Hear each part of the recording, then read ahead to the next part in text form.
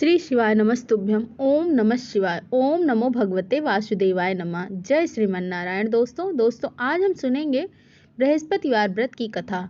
आइए चलिए सुनते हैं बृहस्पतिवार व्रत की कथा। बोलिए विष्णु भगवान की जय हो, सभी देवी देवताओं की जय हो। भारतवर्ष में एक प्रतापी और दानी राजा राज्य करता था। वह नित्य गरीबों और ब्राह्मणों की सहायता करता था। और यह बात उसकी रानी को अच्छी नहीं लगती थी। वह न ही गरीबों को दान देती थी, न ही भगवान का पूजन किया करती थी, और राजा को भी दान देने से मना किया करती थी। एक दिन राजा शिकार खेलने के लिए वन में गए हुए थे। रानी महल में अकेली थी। उसी समय बृहस्पति देव साधु वेश में राजा के महल में भिक्षा लेने के लिए और भिक्षा मांगी तो रानी ने भिक्षा देने से इनकार कर दिया और कहा, हे साधु महाराज, मैं तो दान पुण्य से तंग आ गई हूँ। मेरे पति सारा धन लुटाते रहते हैं। मेरी इच्छा है कि हमारा सारा धन नष्ट हो जाए, फिर न रहेगा बांस और न ही बाजेगी बांसुरी। साधु ने कहा, देवी तुम तो बड़ी विचित्र हो। धन संतान तो सभी चाहते हैं, पुत्र और लक्ष्मी तो पापी के घर में भी होनी चाहिए। यदि तुम्हारे पास अधिक धन है तो भूखों को भोजन करवाओ, प्यासों के लिए प्याऊ बनवाओ, मुसाफिरों के लिए धर्मशालाएं खुलवाओ। जो निर्धन अपनी कुंवारी कन्याओं का विवाह नहीं कर सकते उनका विवाह करवा दो। ऐसा और कई काम है जिनके करने से तुम्हारा यश लोक परलोक में फैलेगा। परंतु रानी पर उपदेश का कोई प्रभाव नहीं पड़ा। वह बोली, महाराज आप मुझे कुछ ना समझाएं। मैं ऐसा धन नहीं चाहती जो हर जगह बांटती फिरूं। साधु ने उत्तर दिया, यदि तुम्हारी ऐसी इच्छा है तो तथास्तु। तुम ऐसा करना कि बृहस्पतिवार को घर को लीपना, पीली मिट्टी से अपना सिर धोना और भट्टी चढ़ाकर कपड़े धोना। ऐसा करने से आपका सारा धन नष्ट हो जाएगा। इतना कहकर वह साधु महाराज वहां से अलोप हो गए। और साधु के अनुसार कही बातों को पूरा करते हुए रानी को केवल 3 बृहस्पतिवार ही बीते थे कि उनकी समस्त धन संपत्ति नष्ट हो गई। भोजन के लिए राजा का परिवार तरसने लगा। तब एक दिन राजा ने रानी से बोला कि हे रानी, तुम यहीं पर रहो, मैं दूसरे देश जाता हूँ, क्योंकि यहाँ पर सभी लोग मुझे जानते हैं, इसीलिए मैं कोई छोटा कार्य नहीं कर सकता। ऐसा कहकर राजा प्रदेश को चला गया। वह वहां पर जंगल से लकड़ी काट कर लाता और शहर में बेचता था। इस तरह वह अपना जीवन यापन करने लगा।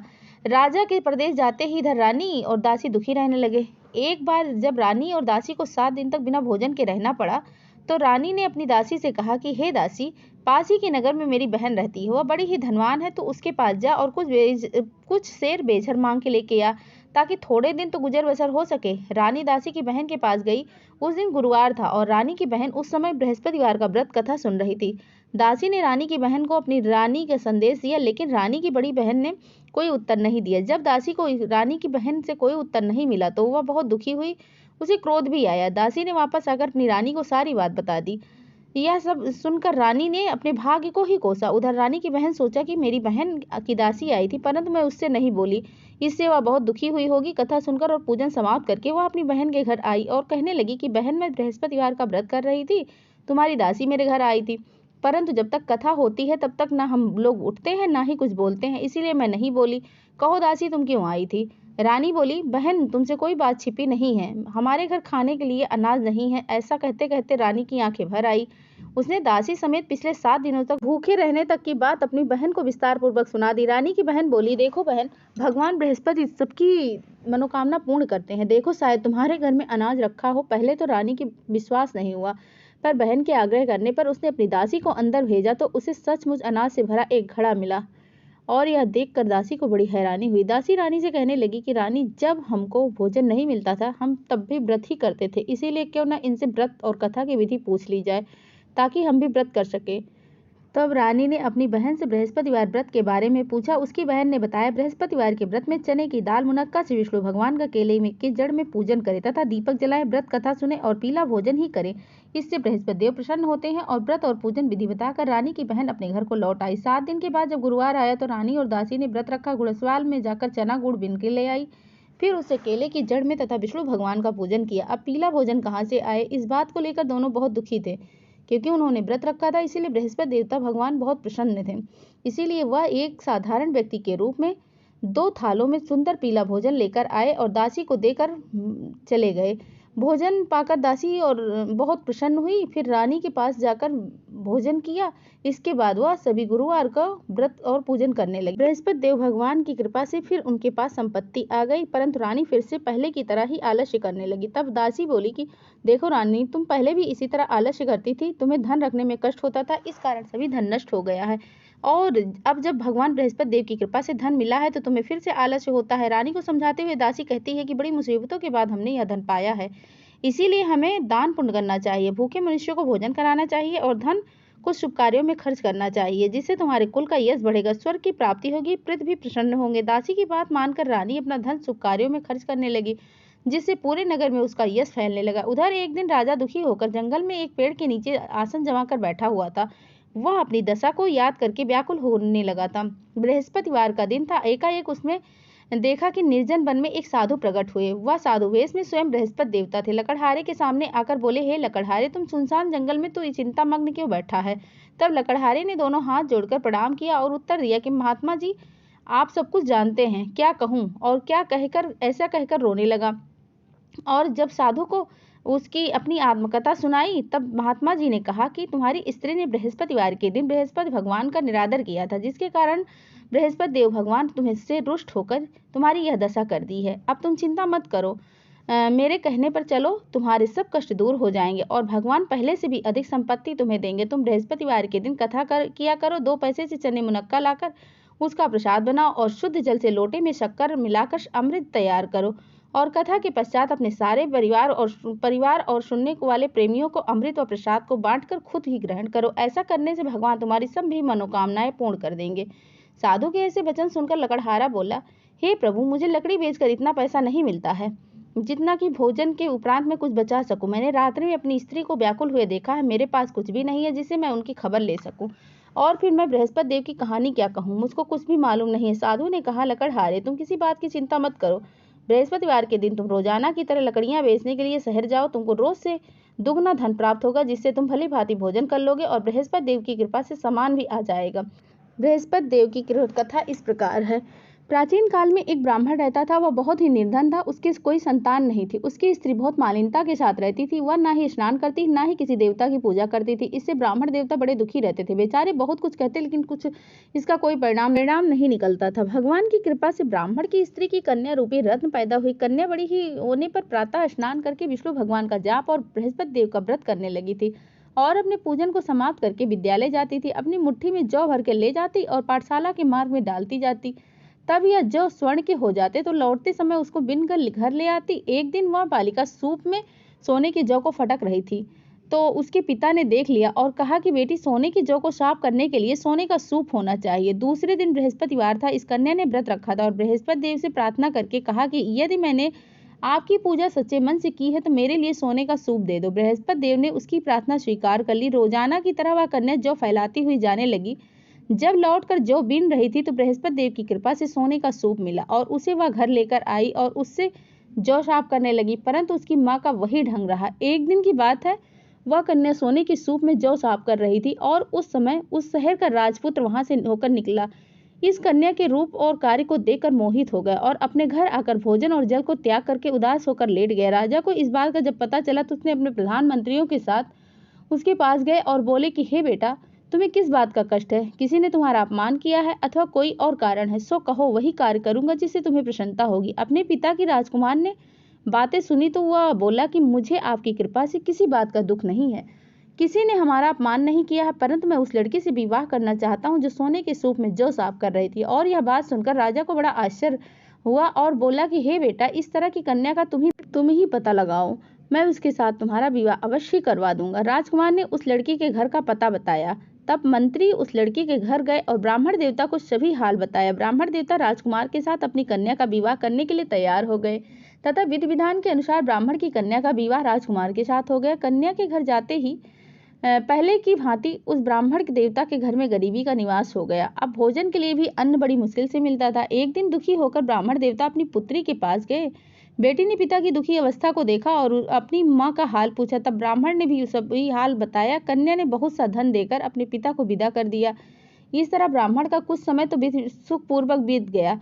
कुछ दिन बाद फिर से वही हाल हो गए। ब्राह्मण फिर अपनी कन्या के यहाँ आया और सारा हाल कहा। लड़की बोली कि हे पिताजी, माता जी को यहाँ ले आओ, मैं उन्हें विधि बता दूंगी जिससे आपकी गरीबी दूर हो जाएगी। वह ब्राह्मण देवता अपनी स्त्री के साथ लेकर वहां पहुंचा। अपनी माँ को समझाने लगी, हे माँ, तुम प्रातः काल प्रथम स्नान करके विष्णु भगवान का पूजन करो तो सब दरिद्रता दूर हो जाएगी। परंतु उसकी माँ ने एक भी बात उसकी नहीं मानी। प्रातः काल उठकर अपनी पुत्री के बच्चों का जूठन खा लिया। इससे उसकी पुत्री को बहुत गुस्सा आया। उसने एक रात कोठरी में सारा सामान निकाल कर बंद कर दिया। अपनी माँ को प्रातः उसने निकाला और स्नान आदि करवा के पूजा पाठ करवाया तो उसकी माँ की बुद्धि कुछ ठीक होने लगी। इसके बाद वह नियम से पूजा पाठ करती और प्रत्येक बृहस्पतिवार को व्रत रखने लगी और इस व्रत के प्रभाव से उसकी माता और पिता बहुत ही धनवान और पुत्रवान हो गए और बृहस्पति देवता के प्रभाव से इस लोक के सुख को भोग के अंत में स्वर्ग को प्राप्त हुए। और इस तरह कहानी कहकर साधु देवता वहां से अंतर्ध्यान हो गए। धीरे धीरे समय बीतने लगा। फिर वहीं बृहस्पतिवार का दिन आया। लकड़हारा जंगल से लकड़ी काटकर किसी शहर में बेचने गया। उस दिन और दिन से अधिक पैसा मिला तो वह चना और गुड़ आदि लाकर गुरुवार का व्रत किया। उस दिन से उसके सभी क्लेश दूर हो गए। परंतु जब दोबारा गुरुवार का दिन आया तो बृहस्पतिवार का व्रत करना भूल गया।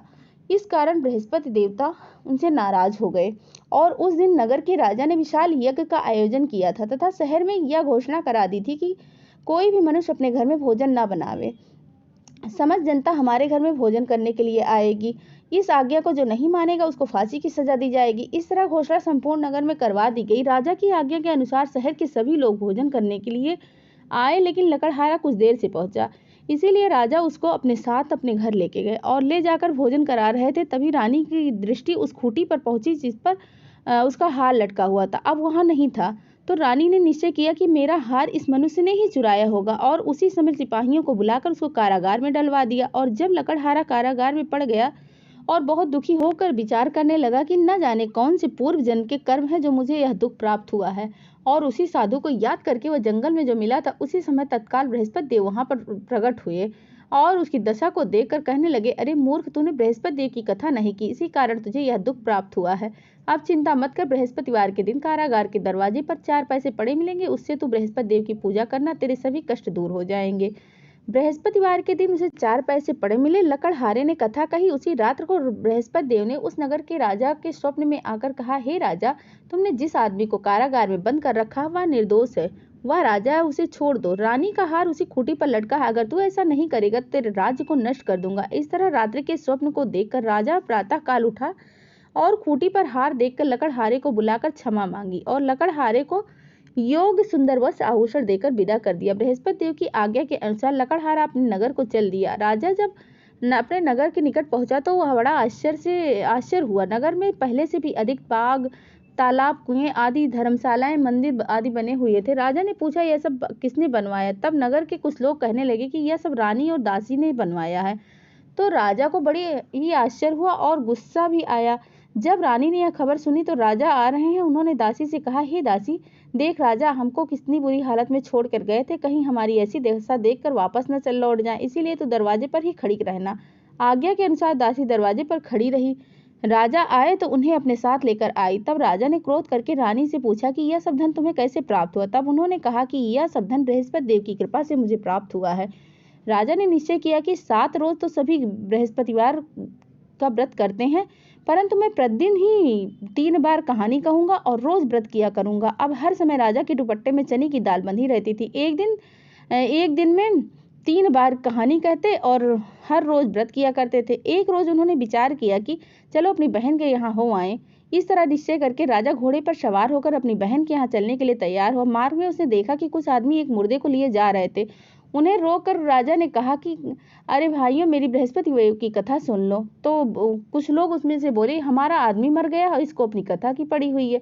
परंतु कुछ आदमी बोले कि अच्छा कहो, तुम अपनी कथा भी सुनाते चलो। राजा ने दाल निकाली और जब कथा आधी हुई तो मुर्दा हिलने लगा और जब कथा समाप्त हुई तो राम राम करके मनुष्य उठ खड़ा हो गया। आगे मार्ग में उसे किसान खेत में हल चलाता हुआ मिला तो राजा ने उसे देखकर बोला, भैया तुम मेरी बृहस्पति देव की कथा सुन लो। किसान बोला, जब तक मैं तेरी कथा सुनूंगा तब तक तो मैं 4 हरैया जोत लूंगा, जा अपनी कथा किसी और को सुनाना। इस तरह राजा आगे चलने लगा और राजा के हटते ही बैल पछाड़ खार कर गिर गए और किसान के पेट में दर्द होने लगा। उस समय उसकी माँ रोटी लेकर आई। उसने जब देखा तो अपने पुत्र से हाल पूछा। तब बेटे ने सभी हाल कह दिया। बुढ़िया दौड़ी दौड़ी उस घोड़ेसवार के पास पहुंची और उसने बोली कि चल मैं तेरी कथा सुनूंगी, तू चलकर मेरे खेत पर अपनी कथा को सुनाना। बुढ़िया के खेत पर राजा ने जाकर कथा कही, जिसके सुनते ही वह बैल उठकर खड़े हो गए। किसान के पेट का दर्द भी बंद हो गया। राजा अपनी बहन के घर पहुंचा। बहन के भाई की खूब मेहमानी की। दूसरे रोज प्रातःकाल राजा जब जगा तो देखने लगा सब लोग वहां पे भोजन कर रहे हैं। राजा ने अपनी बहन से कहा कि कोई ऐसा मनुष्य नहीं है जिसने अभी तक भोजन नहीं किया हो, मेरी बृहस्पतिवार की कथा सुन ले। तब बहन बोली, भैया यह देश ऐसा है कि पहले यहाँ पे लोग भोजन करते हैं, बाद में अन्य कोई कार्य करते हैं। अगर कोई पड़ोस में हो तो मैं देख आऊं। वह ऐसा कहकर देखने को चली गई, परंतु ऐसा कोई व्यक्ति नहीं मिला जिसने भोजन न किया। अतः वह एक कुम्हार के घर गई जहाँ पर उसका लड़का बीमार था। उसे मालूम हुआ कि उसके यहाँ से किसी ने भोजन नहीं किया। रानी ने अपने भाई की कथा सुनने के लिए कुम्हार से कहा तो वह तैयार हो गया। राजा ने जाकर बृहस्पति देव की कथा कही, जिसे सुनकर उसका लड़का ठीक हो गया। अब तो राजा की प्रशंसा होने लगी। एक रोज राजा ने अपनी बहन से कहा कि बहन, अब हम अपने घर को जाएंगे, तुम भी तैयार हो जाओ। राजा की बहन ने अपनी सास से कहा तो सास ने कहा कि तू चली जाना, पर अपने लड़कों को मत लेकर जाना, क्योंकि तेरे भाई के पास कोई औलाद नहीं है। बहन ने अपने भैया से कहा कि भैया मैं तो चलूंगी, पर बालक कोई नहीं जावेगा। तो राजा ने बोला कि जब बालक नहीं जावेंगे तो तू ही चलकर क्या करेगी। बड़े दुखी मन से राजा अपने नगर को लौट आया। राजा ने अपनी रानी से कहा, रानी हम निर्वंशी हैं, हमारा मुख देखना धर्म नहीं है और कुछ भोजन आदि किया नहीं, वह लेट गया। तब रानी ने बोला कि बृहस्पति देव ने हमें सब कुछ दिया है, हमें औलाद भी अवश्य ही देंगे। उसी रात को बृहस्पति देव ने राजा को स्वप्न में कहा, हे राजा उठो, सभी सोच त्याग दे, तेरी रानी गर्भ से है। राजा को जब यह बात सुनकर बड़ी खुशी हुई। 9वें महीने में उसके गर्भ से एक सुंदर पुत्र पैदा हुआ। तब राजा बोला कि रानी स्त्री बिना भोजन के रह सकती है, पर बिना नहीं कहे नहीं रह सकती। जब मेरी बहन आएगी तब तुम उससे कुछ भी मत कहना। रानी ने सुनकर हाँ कर दिया। परंतु जब राजा की बहन ने शुभ समाचार सुना तो बहुत खुशी होकर बधाई लेकर अपने भाई के यहाँ आई। तब रानी ने कहा, घोड़ा चढ़कर आई, गधा चढ़कर आई। तो रानी की बहन बोली, भाभी मैं इस प्रकार नहीं कर रही, तुम्हें औलाद कैसे मिलती। बृहस्पति देव ऐसे ही हैं, जिसके जैसे मन में कामनाएं होती वैसे ही सबकी मनोकामनाओं को पूर्ण करते हैं। और जो सद्भावना पूर्वक बृहस्पतिवार का व्रत करता है और दूसरों को सुनाता है, भगवान बृहस्पति देव उसकी सभी मनोकामनाओं को पूर्ण करते हैं। बृहस्पति देव उनकी हमेशा रक्षा किया करते हैं। जो संसार में सद्भावना और सच्चे हृदय से बृहस्पति देव का पूजन करते हैं, उनकी सभी मनोकामनाओं को उसी प्रकार पूर्ण होती है, जैसे राजा और रानी ने बृहस्पति देव की कथा का गुणगान किया और उनकी सभी इच्छाएं बृहस्पति देव ने पूर्ण की। ओम नमो भगवते वासुदेवाय नमः। जय श्रीमन नारायण।